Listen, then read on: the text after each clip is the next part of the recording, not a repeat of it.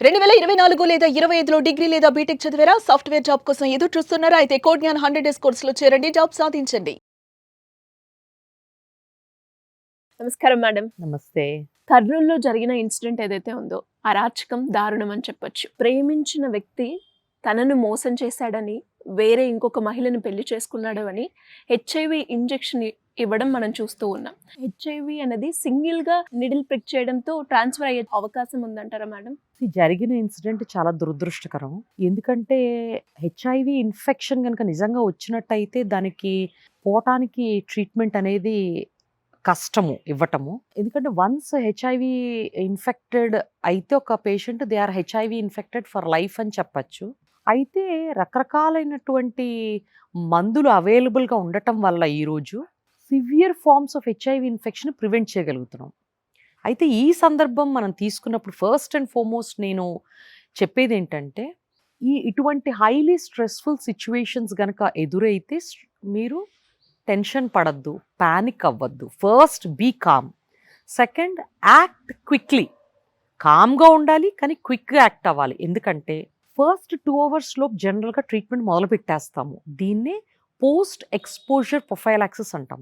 Expose అయిన వెంటనే ఎంత అర్లీగా స్టార్ట్ చేస్తే ట్రీట్మెంట్ అంత ఎఫెక్టివ్‌గా ఉంటది కాబట్టి. ఫస్ట్ 72 అవర్స్ లోపు ఖచ్చితంగా మొదలుపెట్టాలి.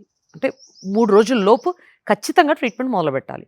థర్డ్ థింగ్, మీకు ఏదన్నా ప్రిక్ అయినట్టు అనిపించినా, కట్ అయ్యి దానికి బ్లడ్ అంటినట్టు అనిపించినా ఫస్ట్ థరోగా రన్నింగ్ వాటర్ కింద వాష్ చేయండి ఊండిని. సపోజ్ ఓరల్ సర్ఫేస్ లోపల కానీ స్ప్లాష్ ఏదైనా అయినట్టు అనిపించినా, ముక్కు కళ్ళల్లో స్ప్లాష్ అయినట్టు అనిపించిన జస్ట్ సింపుల్ ప్లెయిన్ వాటర్తో రిన్స్ చేయండి థరోగా. ఈ రిన్స్ చేయటం వల్ల చాలా వరకు సూపర్ఫిషియల్గా వైరల్ లోడ్ తగ్గించడానికి సాధ్యమవుతుంది. అసలు ప్యానిక్ జరగటం వల్ల కొన్ని రకాల సమస్యలు ఉంటాయి. అంటే స్ట్రెస్ ఎక్కువ అవ్వటం వల్ల హాస్పిటల్కి వెళ్ళటం డిలే అవ్వటం కానీ, లేకపోతే రాంగ్ ట్రీట్మెంట్లు తీసుకోవటం కానీ జరిగే అవకాశం ఉంటుంది. కాబట్టి ఈ సిచ్యువేషన్స్లో ఫస్టే చేయాల్సిన ట్రీట్మెంట్ చేయగానే హాస్పిటల్కి వెళ్ళండి. మీ డాక్టర్ మీకు అడ్వైస్ చేస్తారు.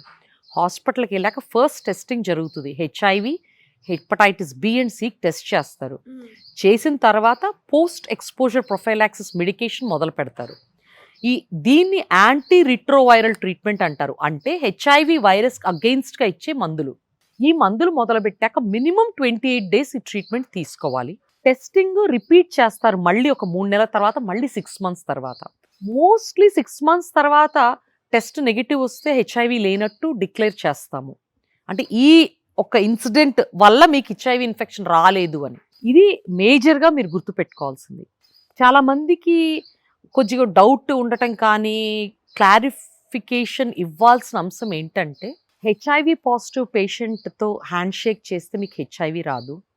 హెచ్ఐవి పేషెంట్ వాడిన పళ్ళెంలో అన్నం తింటే రాదు. హెచ్ఐవి పేషెంట్తో పాటు కలిసి కూర్చుని ప్రయాణం చేస్తే రాదు హెచ్ఐవి. హెచ్ఐవి అనేది ఏదో ఒక రకంగా ఆ బ్లడ్ కానీ హెచ్ఐవి పేషెంట్ యొక్క బాడీ ఫ్లూయిడ్స్ టచ్లోకి వస్తేనే అవుతుంది. సెలైవా కావచ్చు, బ్లడ్ కావచ్చు, సిమెన్ కావచ్చు. నీడిల్ ప్రిక్ ఇంజురీస్ జరిగినా, లేదా కట్ అయ్యి ఆ బ్లడ్ ఎక్స్పోజ్ అయినా, లేదా అన్ప్రొటెక్టెడ్ సెక్షువల్ ఇంటర్కోర్స్ అయినా వీటిని హై రిస్క్ సిచ్యువేషన్స్గా మనం కన్సిడర్ చేస్తాము. సింపుల్గా ఇప్పుడు సర్జరీ డాక్టర్స్ ఉంటాము. ఒకసారి హెచ్ఐవి పాజిటివ్ పేషెంట్ యొక్క సర్జరీ చేస్తూ మాకు గనక ప్రిక్ జరిగితే 1 in 300 అంటే 300 మంది డాక్టర్లకి హెచ్ఐవి పాజిటివ్ బ్లడ్ ప్రిక్ అయితే ఒకరికి హెచ్ఐవి ఇన్ఫెక్షన్ వచ్చే ఛాన్స్ ఉంటుంది. సో ఇమ్మీడియట్గా ప్రిక్ అయిన వెంటనే వాష్ చేయటము, పోస్ట్ ఎక్స్పోజర్ ప్రొఫైలాక్సిస్ తీసుకోవటం, ఈ రెండు నాణానికి రెండు వైపులు రెండు చాలా ఇంపార్టెంట్ మెజర్స్. ఇవి చేయటం వల్ల చాలా చాలా మినిమైజ్ చేయొచ్చు హెచ్ఐవి ఇన్ఫెక్షన్. ఈ హెచ్ఐవి ఎక్స్పోజ్డ్ పేషెంట్ కానీ, ఎక్స్పోజ్డ్ పర్సన్ కానీ ట్రీట్మెంట్ గురించి మాట్లాడేటప్పుడు ఇమ్మీడియట్గా ఈ 72 అవర్స్ లోపు ట్రీట్మెంట్ మొదలు పెడితే 90% పీపుల్లో మనం హెచ్ఐవి రాకుండా ప్రివెంట్ చేయొచ్చు. అంటే దీని ఎఫికసీ 90% అని చెప్పచ్చు. సో ఇది బాగా గుర్తుపెట్టుకోవాలి. తర్వాత ఆక్యుపేషనల్ హజార్డ్ ఉన్నవాళ్ళు, అంటే హెచ్ఐవి పాజిటివ్ బ్లడ్స్తో ఎక్కువ పనిచేసేవాళ్ళు, most important health care workers, lab workers, hospital nursing staff and doctors, blood and blood products expose అయ్యే అవకాశం ఉన్నవాళ్ళు డబుల్ గ్లవ్ అడ్వైస్ చేస్తాము. డబుల్ గ్లవింగ్ వల్ల 60-70% హెచ్ఐవి ఇన్ఫెక్షన్ ట్రాన్స్మిషన్ తగ్గించవచ్చు. సరే, రీసెంట్గా మనం కనుక చూస్తే తెలంగాణలో హెచ్ఐవి ఇన్ఫెక్షన్ పెరుగుతుందన్న న్యూస్ కూడా చాలా ఆందోళన కలిగిస్తూ ఉంది. ఈ మధ్యకాలంలో ఓవరాల్గా తెలంగాణలో ఎమర్జెన్సీ కాంట్రసెప్షన్ యూసేజ్ పెరుగుతుంది, కాండమ్ అండ్ బ్యారియర్ ప్రొటెక్షన్ తగ్గుతుంది అని చెప్పి స్టాటిస్టిక్స్ వెల్లడిస్తున్నాయి. ఈ సందర్భంగా నేను ఒకటి చెప్పదలుచుకున్నాను. చూడండి, ఎమర్జెన్సీ కాంట్రసెప్షన్ వాడటం వల్ల ఓన్లీ ప్రెగ్నెన్సీని ప్రివెంట్ చేయొచ్చు, but not sexually transmitted infections. So ఖచ్చితంగా పార్ట్నర్ స్టేటస్ తెలియకపోయినా లేదా స్టేబుల్ పార్ట్నర్ లేని సిచ్యువేషన్స్ ఉన్నా బ్యారియర్ ప్రొటెక్షన్ కంపల్సరీగా వాడడం మర్చిపోవద్దు. కాండమ్ కావచ్చు, ఫీమేల్ డయాఫ్రమ్ కావచ్చు.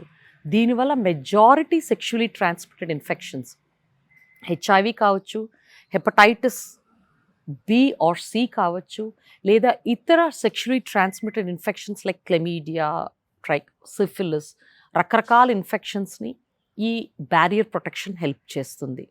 సో దీన్ని ఐపిల్ ఆర్ ఎమర్జెన్సీ కాంట్రసెప్షన్ ఆల్టర్నేటివ్ కాదు barrier ప్రొటెక్షన్కి. Thank you ma'am. Thank you so much. Thank you.